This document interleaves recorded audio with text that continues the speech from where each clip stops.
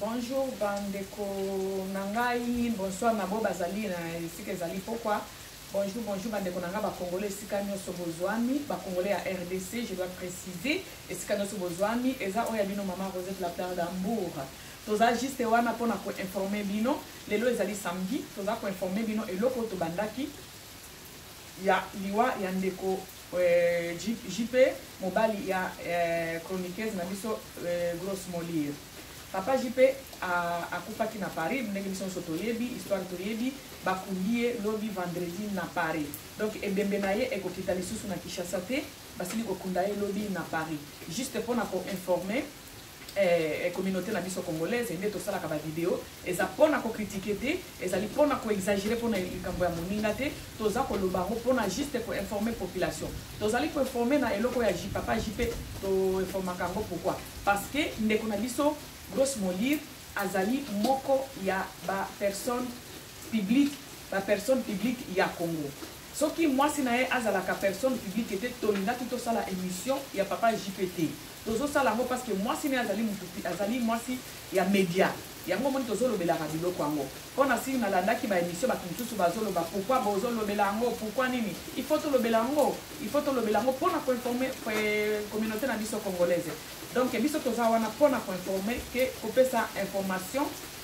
na ba landi nyonso ya Congo température o balandaka biso partout dans le monde entier ezali pona ko informer bino ko yebisa bino ke papa na biso JP mobali ya ndeko na biso grosse molire e bembe na ye ekiti na Kinshasa te ndenge to banda biso nyonso kokanisa uti kozwa ba information lobby vendredi bakundaki ye na Paris place ya kufelaki donc mama ndeko na biso ya mwasi grosse molire azali kosala matanga na ye na mboka ya Congo na Kinshasa précisément na ndenge tolandaki alobi azosala matanga na kati ya appartement na ye place mobali na ye atikaki ye donc matanga na ye kokundama ya mobali na ye asali yango na ndako na ye na appartement na ye na wileri ndenge biso nyonso toyebi place azosala matanga ya mobali na ye akokende lisusu na matetete azosala matanga na ye na ndako na ye ndenge biso tolandaki bapanzaki nano matanga parce que bandi kozela police basala ba enquête après ba enquête bazongiseli bango ebembe mais moye ekende na Kinshasa ezate batiki balela ye na Paris et puis bakunda ye na Paris et puis etindi pe mama ndeko na biso ya mwasi grosse molire azongi lisusu na famille ya mobali na ye te alobi ye moko bolandi yango na ba émission o esalemi alobi azolela mobali na ye na appartement na ye place mobali na ye atikaki ye na wileri donc mutu nyonso oyo aza na besoin ya kobenga ye pona ko consoler ye parce que vous savez en fait mikolo soki ebembe limina noté mutu azolaka na neni mususu mais soki ebembe se bimi ekomaka pasi makasi pona mutu donc pona ye des jours oyo bakundaki mobali na ye lobi soki bato baza na numéro na ye boki kobenga ye pona consoler ye bandaki juste tosali émission juste pona ko informer bino ebembe ya ndeko na biso JP ekokita lisusu na Kinshasa te bakundi ye na Paris yango to informer balandi na biso ya Congo température que papa na biso JP bakundi ye na Paris ebembe ne ekokita lisusu na Kinshasa te ndenge to bandaki biso nyonso kokanisa ndenge ba démarche bandeki tosalema à l'improviste basignale biso ke ebembe na ye ekokundama ou bien esi ekundama kilobi vendredi na Paris et puis ndeko na biso ya mwasi grosse molire oyo ya média oyo chroniqueuse azolela mobali na ye nde na Kinshasa na appartement na ye pour notre grande surprise alobi akokende na famille ya mobali na ye lisusu te azolela mobali na ye na kati ya appartement na ye place mobali na ye atikaki ye bao nyonso boki koleka wana bo baza na kili boki koleka wana mpona kokonsole ndeko na biso vraiment information moki oyo tozalaki nango mpona kopesa bato yango wana bandeko na ngai nalingi na insiste sur eloko moko parce que na matanga oyo ya ndeko na biso JP bato mosusu bazalaki kosala baémission ya koblesse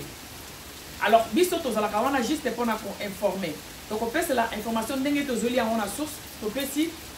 communauté topesi balandi ya biso ya Congo température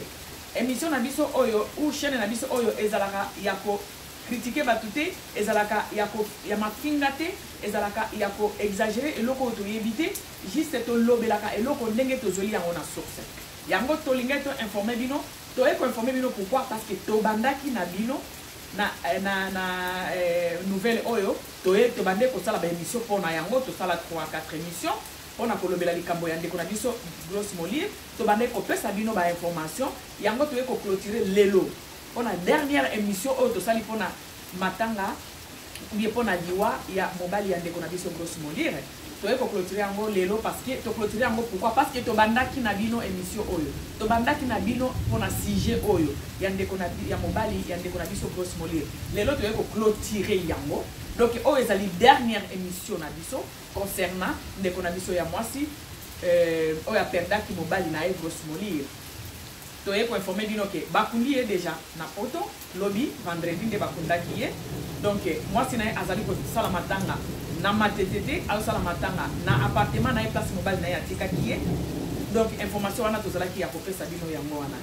tolekisaka ba information eza juste eza mpona kocritiquer te eza juste mpona koinformer communauté congolaise ya RDC yango tolekisaka ba émission oyo tosali yango na ndenge ya mabe te bandeko na ngai bokolimbisa biso na bao totutisi bango libaku peut-être na période oyo tobandeki kosala ba émission mpona ntina ya liwa ya mobali ya Grosse Molire bao totutisi bango peut-être libaku bolimbisa biso ba oyo bazaki informé kolekela chaîne na biso ya YouTube Congo Température merci na dino pona kolanda bande kolanda biso ya bino ya Congo Température to eko clôturer histoire oyo to eko clôturer nouvelle oyo ke mobali ya Grosse Molire bakundi na poto bazongisi na kimite ebemene zongi na kimite bakundi na poto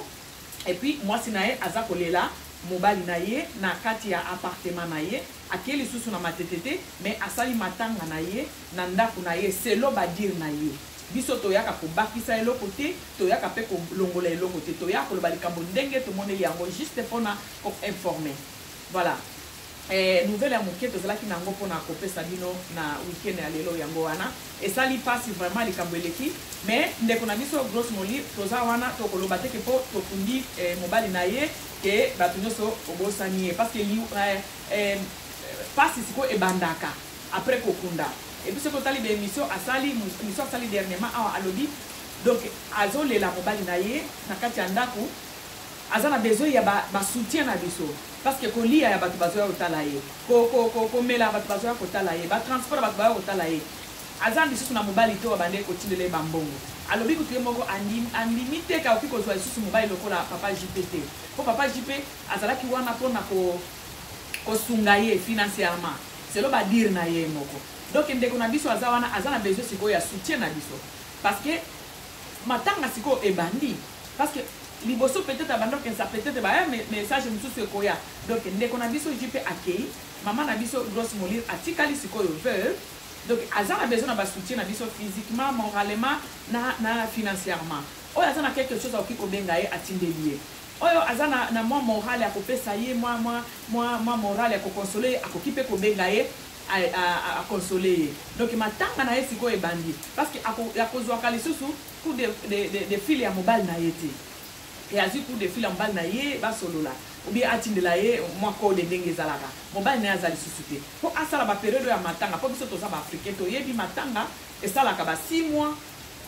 mwasi avandi azolela donc 6 mois wana bandeko na ngai il faut tokonsolaka ye il faut tozala wana mpona koede ye eza kaka mbongo te mpona obengi mpona kopesa conseil eza mpe bien bato bamoni bokotindela mo quelque chose boki mpe kotindela ye parce que ye moko asalaki selo badire na ye alobi azolela mobali na ye na kati ya appartement na ye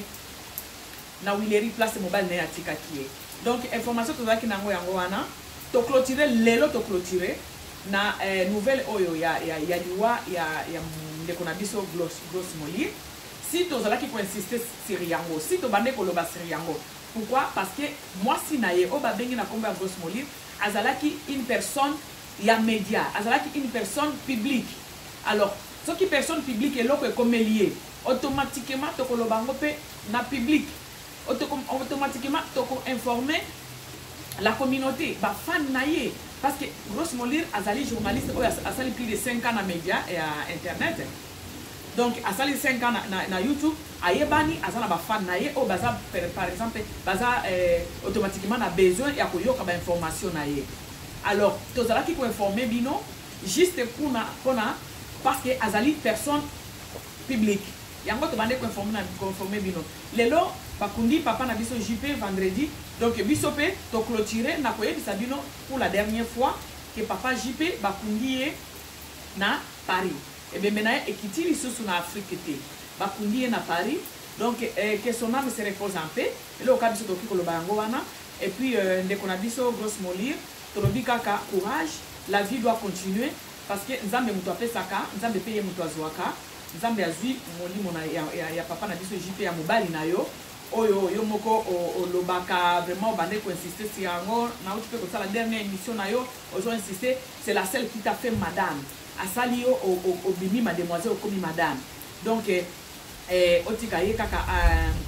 to biso kaka biso to tikali to banda pour fortifier yo na ba conseil et puis oyo azana quelque chose atinde la yo donc oza la forte ko perdre espoir te parce que tant que ozana na bomoi espoir ezali nzambe muto apesaka nzambe pe muto azwaka ayebi pourquoi azwi papa JP juste na temps oyo bouti ko balana ayebi pourquoi sali yango parce que azan nzambe azalaka nzambe ba circonstance ayebaka nini pe na temps nini akoki ko récupérer mutu na ye asali yango tokoki ko condamner nzambe jamais et puis toko senga na eloko moko kaka biso bana Congo température toko senga na yo otikala forte et puis ko sala penza ba émission ebele te parce que monani déjà que oza femme forte na otiko landa émission na yo oyo sali na lekecho dernièrement et ozala qui vraiment forte et puis nzambe pe asungi yo ba hypotension o bande ko yo tension bande ko kita yo ndenge yo moko lobi na émission wana et nzambe asungi yo oyo ki bien donc on continue kaka kotika la forte parce que ceux qui ozali ko kanisa mingi et bien ndaka ba maladie ebele ndeko na biso atia kei mobali no atia kei eloko yo ki ko sala lisusu ezate eza seul conseil o biso to ki ko pesa yo eloko yo ki ko sala ezate eza kaka juste ko prier parce que prière nde fortifiaka biso bato to kwa kana nzambe prière et puis nzambe soki azui akonsolaka ye moko soki ozali ko talela ye en tout cas na kati ya ba prière kaka okomona nzambe akopesa yo kimia donc eloko to ko senga yo kaka kimia parce que to lingaka yo mingi yango pe to bande ko sala ba émission sérieux parce que to lingaka yo ezala te ke to sala ba émission ka pona ba base soki ezala ki pona ba base to ngi to banda ko sala ba émission ordinaire te to ngi ko sala ba émission ba tumusu bazo sala ya ko finga ya ko loba n'importe quoi mais biso to sa charge ki na ko sala ba émission sur émission il y a information toujours que soit la source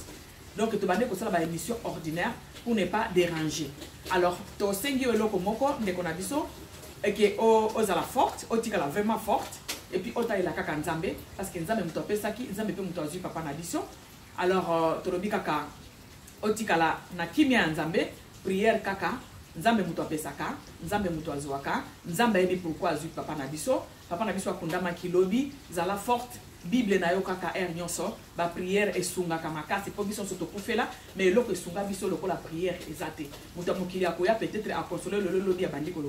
sola yo muto mokili akoya apesi yo lelo peut-être atindeli au moins 100 € lobi abandi ko loba soki ngai te mais nzambe azakaka oyo atikaka muto te nzambe azali oyo akonsolaka éternellement aza oyo akonsolaka apansaka mitema oyo ezali ya kozoka donc toyebi ki ozali vraiment ya kozoka mais prière eleki nyonso eleki conseil nyonso muto mokili akoki kopesa yo donc eloko ya mokili soto zaki nango mpona clôturer histoire oyo ou mawa oyo ya ndeko na biso Gloss Moli yango wana tozalaki nango mpona clôturer yango toye koloba bongo ke bandeko na biso nzambe atikala na bino onyoso bolandaki biso bo totusaki bango mabaku na kosala ba émission oyo ya liwa papa JP balimbisa biso tozalaki wana juste mpona koinformer bino nyonso tolobi nzambe azala na bino elongo et puis tokoka na ko fortifiana kaka na ba prière parce que ata soki tomonani te na ba prière toki kosungana merci beaucoup bandeko na ngai biso na Congo température to clôturer histoire ya ndeko na biso Grosse Moli et puis tolobi na bino botika la malamu nzambe alola abatela moko na bino bifila bishno moko na bino ich bin fertig na moko na bino 20 moko na bino und via tolobi na bino botika la malamu botikala malamu na ba émission oyo tositi kosala ba mission tositi kosala bata wir muss nicht alles in Minuten nehmen wenn du schon 15 hast dann reicht. Nee, ist noch nicht. Ist schon wieder. Okay. Jetzt. Wir sagen, okay, ich sage erstmal Entschuldigung, weil, pardon, parce que j'ai parlé avec celui qui me filme dans une autre langue mususu, mais nauti kosilisa, quand tu es drücken, ich bin fertig. Wir sagen Tschüss und Bye. Tschüss.